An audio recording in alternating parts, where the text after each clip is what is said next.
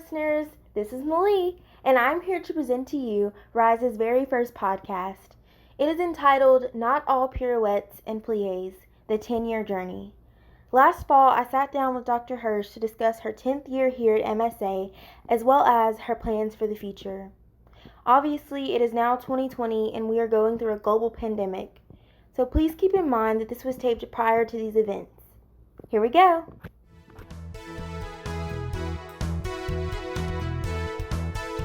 In 2016, you did an interview with the Mississippi Museum of Art for their Mapping Mississippi initiative, and you said that when you heard about MSA's opening, you were envious because as a high school student, you did not have the opportunity to come here. So obviously, you were an artist. What art were you interested in, or arts? I was a dancer. Oh. I danced from the time I was 3, and I have my undergraduate degree in dance with a minor in theater. Okay, wow, that's so cool. I feel like a lot of people don't really know much about like you personally, so I really wanted to talk about that here. Do you still call yourself a dancer? Are you still an artist, or? I haven't danced in a really long time, and I haven't created any new art, but I do see myself as an artist. When I go to events, especially dance, my mind starts racing with the things that I see, even ideas that I get from those pieces that I see. But also, just every day here is problem solving, and so I think of myself as an artist in that way, because I have to really be creative in most days in this job, and people don't realize that, but it's a lot of problem solving that's required, and I do depend on the artistic training and the creative process that I received over the years that I was in college and that I was performing and doing choreography. So you grew up in Mississippi, so how does that allow you to do your job effectively? Well, I've been in all of your shoes. You know, yeah. I've lived in a small town and didn't have access to a whole lot. My parents drove 45 minutes one way to bring me to my dance classes. I was the only one in my high school that continued to study any kind of art. The only arts experiences that my classmates had in my high school was the band or flag, color guard. And that was it. That's all we had growing up in my hometown. And I grew up in Neshoba County. Okay, yeah, I know that. Yeah. Now I think there might be a little bit more. And Marty Stewart's doing this whole thing. He's building there, but then we just didn't have access to anything. Right. And having a worldview, having an idea that this can be something that actually you can make a living doing, it was not an idea that I even knew was possible until I was in college. Wow.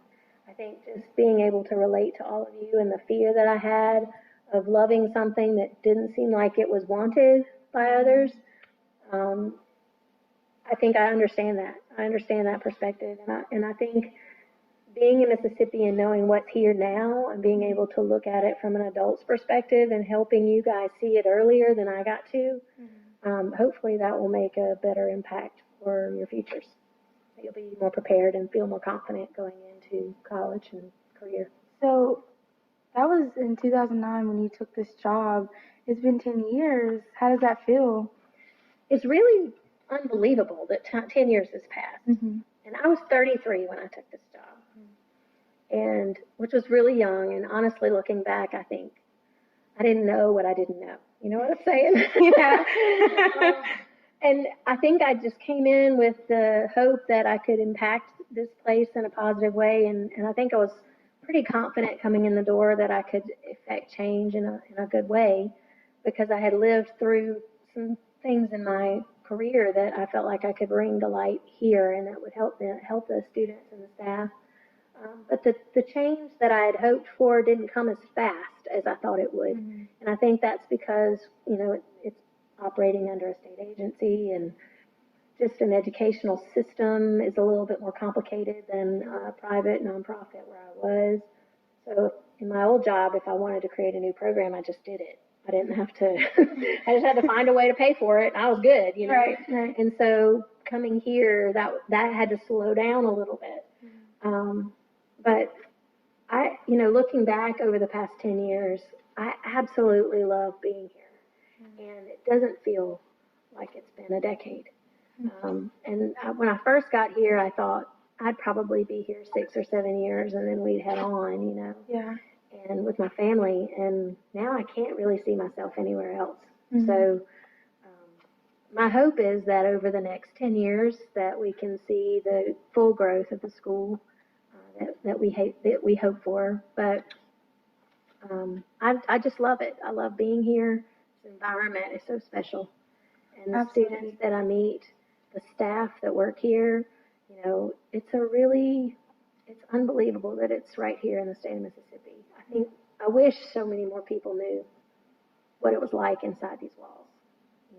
Yeah. I wish we could bring this to the masses, because this way of teaching students and this way of facilitating learning rather than dictating it, it's just so special. Mm-hmm. And looking back, I've grown tremendously as a person, but also as a leader in how I'm supposed to connect with people. Mm-hmm. I've grown tremendously in that way, and I feel really confident about what the future holds for MSA. That's really beautiful. Yeah, thanks. So you talk about your family, and I know you have 2 children, a son and a daughter. Does your job affect them? Are you just mom? Are you Suzanne Hirsch, executive director?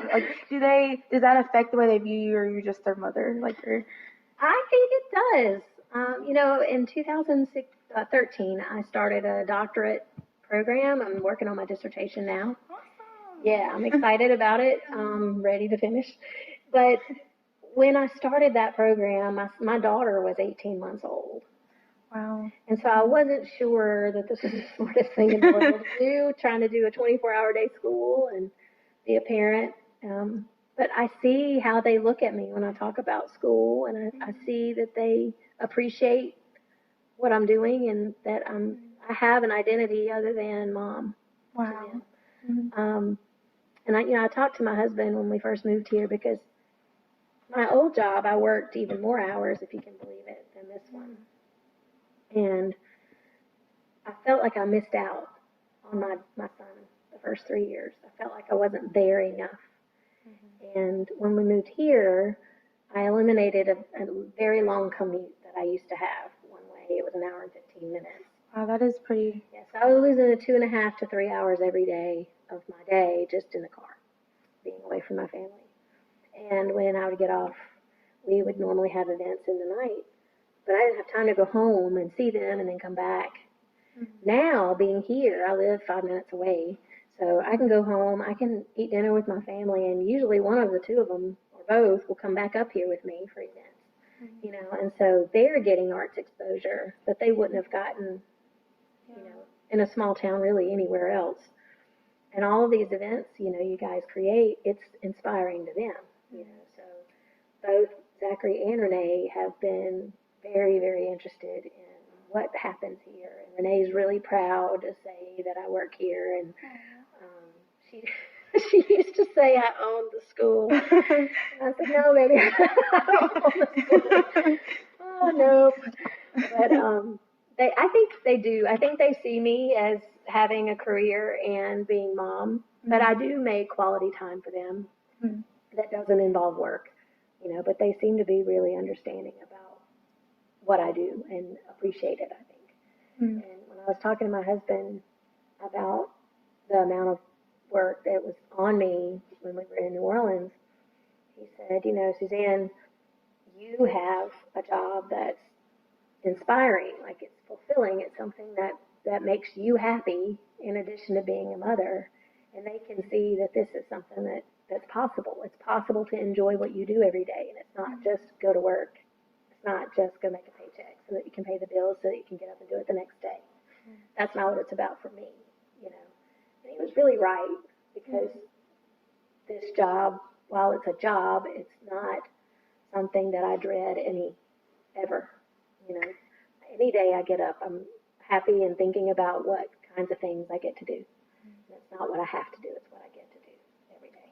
Wow, that's really unique and special. And that's good, because, you have, from a student perspective, you have those teachers, that don't really, you feel like they don't really want to be there. And that's not a good person to have. No. And that's really special that your children get to see that. I think. And are they involved, like, in the arts? Are they wanting to come here and go to school, or are they? My daughter does. She takes dance, and she's enamored with Brookhaven Little Theater. She wants to be in it. The schedule of rehearsals isn't really conducive at this point for a 7-year-old, but as she gets older, we do the summer camps and stuff like that. Zachary is not as interested in the arts per se, but he's an incredibly creative person. So he focuses his energy. When he was 10, he was really interested in carpentry, so he would build using real power tools, not little kid stuff. Now he's really interested in aquaponics and fish, and how that all works. And so we have 10 fish tanks in my house, and he breeds these fish, and he's growing these plants inside these fish tanks. So he's just got a different kind of mind. Yeah. So in our house, we encourage you to find whatever it is that makes you happy and be unique with it, So both of my kids have that creative side and that unique approach to life, but Zachary is not as interested in the traditional artistic pursuits, but he definitely has a creative process that he goes through mentally with everything he does. He can fix anything. He's 14. That's so cool. But I give him things to do, or if something breaks, like the drawer in Renee's bureau yesterday was falling apart. I was like, is there anything we can do to save this? He said, yeah, give it to me. And he takes it and he fixed it. It's working. He glued it all together and made the little dovetail pieces and, sanded them all down. I mean, it's amazing. Yeah. So I don't think Zachary will want to come here, but Renee says that she does. Yeah. That's really special to have that mother-daughter bond, and she's going to dance, so that's really sweet. Yeah. I could just, that makes sense. Last night she wanted me to teach her how to do Pirouettés turns. I said, honey, you don't have pirouettes yet. We need to do that first. But we were doing it in the living room. We do little dancing and classes, and she'll learn an element of something in a class, and she wants to talk about it when she gets home. So it's fun. Oh, that's special. So it's your 10th year here, and it's also the 10th year of the literary department. So how has that been to see this program sort of start and then just kind of grow with you in a way? Yeah, and dance too. Oh, really? I didn't know that. Yeah, Levo had built the literary program before I walked in the door. It was in place, and Tammy had built the dance program before I walked in the door, and it was in place, but we were still just babies, Right. Still trying to build the curriculum and everything. And Dr. Levo is a force of nature. She's just an unbelievable lady. I got to meet her at one of the camps. Yeah, she's really special. And she lived in the dorm too, so she was a res life person at night, and she would do the teaching in the day. And watching these two programs, I got really nervous when Levo decided to retire because you've got the founder of the department. It's her baby, right? But Tankersley he came in for only a year, but when he came in, what happened is I saw a young person. I mean, he was only in his early 30s, maybe. Straight out of school, he'd only taught for a couple of years, and it validated that program because what he saw as a young emerging writer, that was the need, was what we had made. So it really validated the literary department because what we had put in place was what the current industry demanded, which is really extraordinary, right? So he made some tweaks to the audition process, but he really did leave the curriculum intact. Then after he left, I wasn't sure what we were going to end up with, right? And Clanisha came in, Miss Sibley. She's just a dynamo. She comes in and she's a working writer. She's got her work out there being published and produced. Her ideas, when she comes in with new ideas with the writing lab as an experiment we've done this year, it seems to be working. I hear great things from it, from the seniors. Yeah. I'll be doing that next semester. Right. So, I think because I'm open, I want our teachers to have ownership of what they're doing, and so I want them to infuse whatever they see as the current demand and what she's doing, the things that she's expecting you guys to do as far as submissions to competitions and publications, as well as the curriculum that she's doing. You guys are going to be ready, Right. you know? Yeah. So I'm just really proud of the growth and the work that's happening in the literary department. It's really exceptional, and I hope that Miss Sibley is around for a long time. Me too. We adore her. I know I do. Yeah.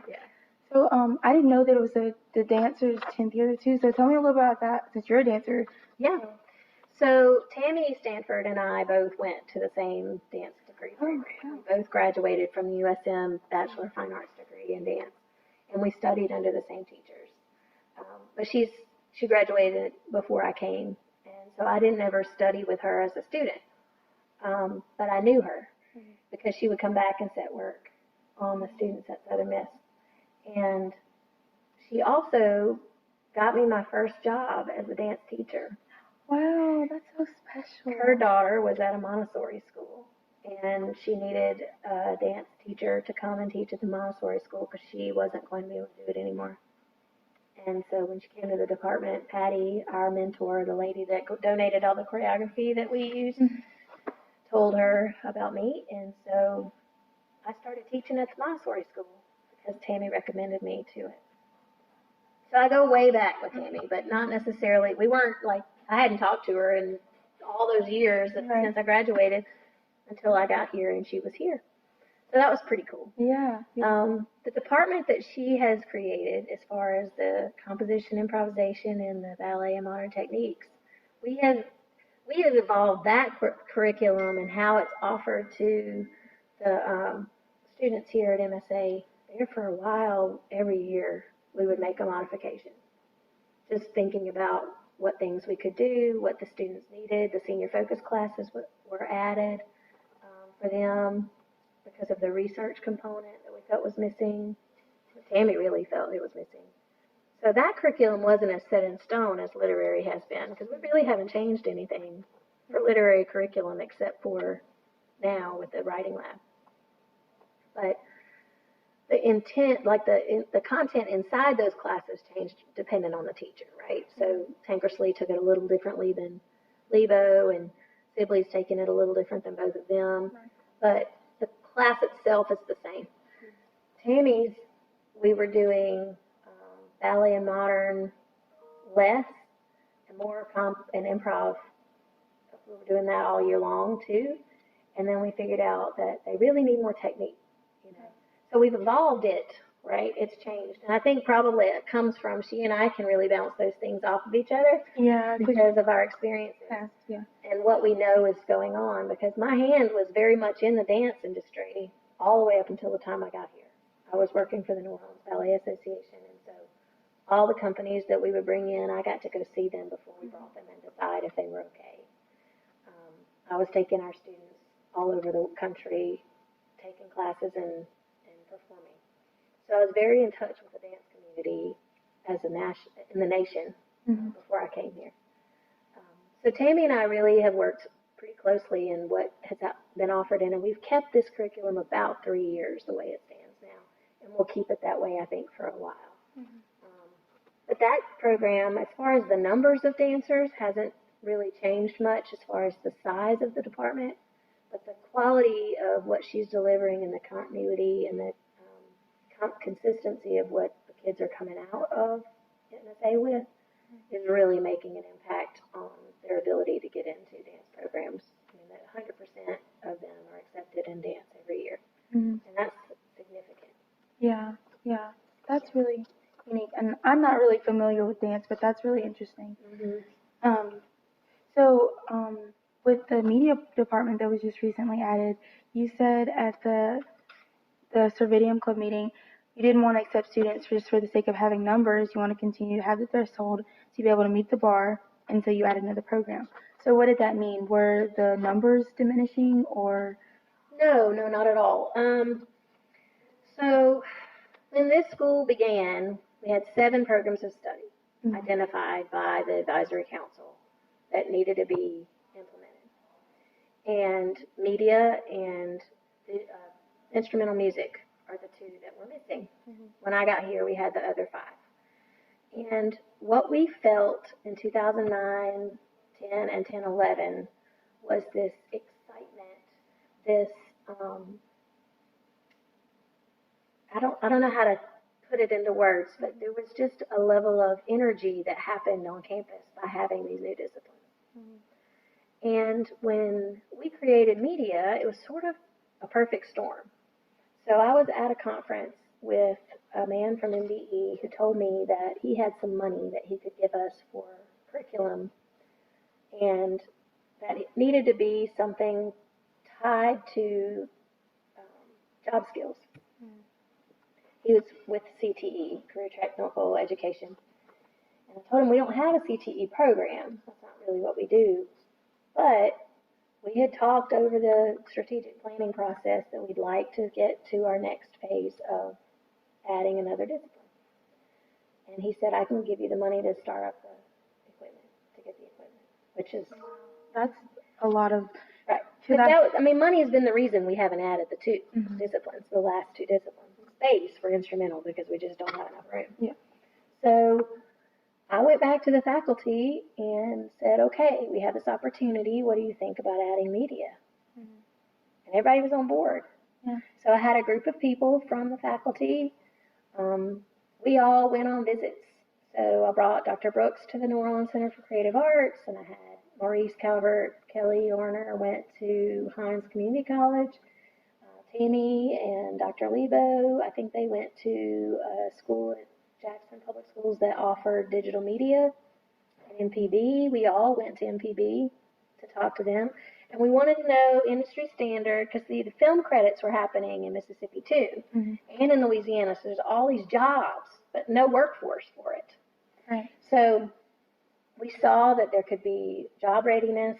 Lots of these students could come in and have skills and get jobs right away if they wanted to do that while they were going to school. Then we also saw that energy that we could get again, because that 09, 10, and 10, 11 years, we were at risk of being merged with MSMS at the time. The legislature had proposed that. Wow. And we didn't want it, of course. And I had uprooted my whole family to come. Yeah, my sister went to MSMS, so okay. I have a little bit of knowledge about that. So yeah. So we wanted to keep growing and thriving. We still wanted to be able to do what we wanted that our advisory council created us for. And so we ended up creating this curriculum without a teacher or students. But in an artistic way, and from a nonprofit background, I've always been one of those people that if you see an opportunity and it's something that you know is going to be the right thing to do, you do it. And things will come to play the way that they should be. The things will happen the way that they're supposed to happen. And so we went into it. We had our auditions without a teacher. We selected students for a program without a teacher. And we found a way to carve out money. I cut some other expenses on campus to be able to hire Mr. Shelburne. So by July, before the kids started in August, Mr. Shelburne was in place. And so over the course of the past 3 years, he has worked with us on what he envisions, and we've grown. We got another grant from MDE to get the second year of equipment that we needed. So all of the things have just kind of, they've just fallen into place. And so, the energy was renewed again, because when you feel like the school is being pushed down by politics, we wanted to build ourselves up. Right. So our numbers weren't low. We just wanted to have that energy again. And we had an opportunity for the equipment. We had Enoch's Hall come online, so we had 2 additional spaces we could use. And so we just felt like it was time to do it again, because there had been a big gap from the addition of those last 2 disciplines to media. Yeah, that's a 10-year gap, yeah. Right. And so it might take us a good 5 or 6 more years to get to a point where we would have the money to do instrumental. But we really need more dorm space, and we need more classroom space to be able to do that. Yeah. You said that it will also implement other disciplines. How has that worked out so far? Because I know, speaking from literary, I know some of the medias are taking playwriting classes, and like some of the theaters are taking playwriting classes. So I've seen it a little bit firsthand. But how has that seen? How's that been for you to see it kind of come together? Oh, it's been really wonderful to see. Teachers seem to be very interested in working across the disciplines. There's an element that's added for both, especially theater and literary, because there's a layer of appreciation, I think, that the medias have for the literaries now, because they've got to write scripts. Mm-hmm. They've got to, and it's like, oh my, Yeah. I think there's a level of appreciation there. There's a level of appreciation for the theaters, because lots of times they end up acting in their movies because the theaters have no time to put anything in. But also, up until the media program was offered, Robert was only teaching for the stage. He wasn't teaching for the screen. And it's totally different in how you face your actors, how the blocking that you use when you're creating a scene. And so he implemented a project where media would film the scenes of the seniors' plays in the fall so that they could get used to the idea of taking a script, creating a scene for the screen instead of the stage, which is a really important skill. Mm-hmm. I'm taking playwriting right now, so it is different, and I didn't know that either. So it is kind of neat to see all of these disciplines come together, and so yeah. Yeah, and I'm hopeful that this is the beginning, that it's just going to get bigger and bigger. Yeah, because I would love to see it happen where what happens if there's a play that you guys write in playwriting that you could develop into a screenplay, what would that look like, and then the kids could take that and create something with the writer, to have the opportunity to have the writer sitting right there, the way that it happens for movies whenever they're developing their screenplay and it gets shopped out to go on the big screen. Angie Thomas with The Hate You Give, she had that opportunity, with her book, and taking that book to the screenplay, to the screen. What kind of input do you get? Not much sometimes, those kinds of things. Just thinking about having that writer right there is really cool. Yeah. So I'm hopeful that media will continue doing that. And the kids want the playwriting classes, so they're better at their screenwriting.